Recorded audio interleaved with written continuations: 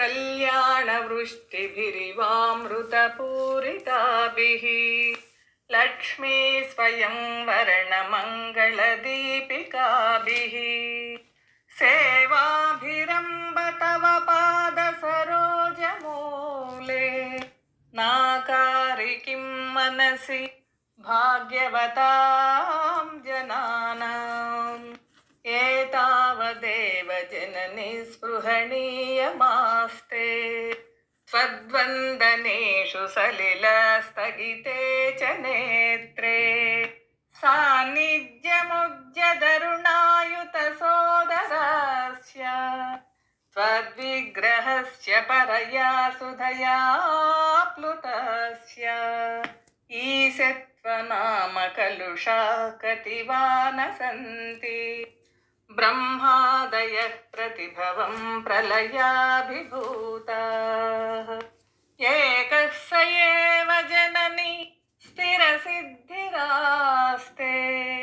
यः पादयोस्तव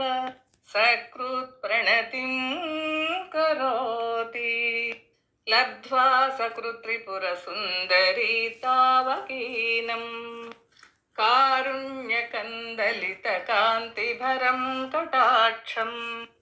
कन्दर्पकोटिसुभगास्त्वयि भक्तिभाजः सम्मोहयन्ति तरुणीर्भुवनत्रयेऽपि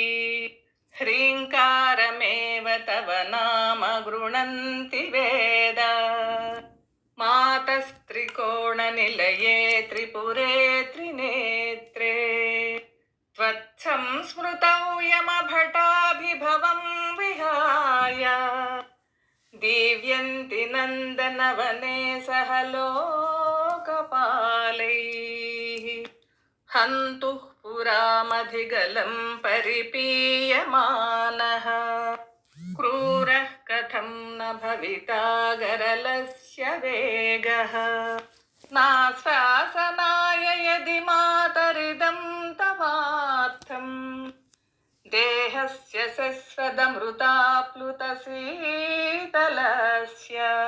सर्वज्ञतां सदसि वाक्पटुतां प्रसूते देवि त्वदङ्घ्रिसरसीरुहयोः प्रणामः किञ्च स्फुरन्मकुटमुज्ज्वलमातपत्रम् द्वे चामरे च महतीं वसुधां ददाति।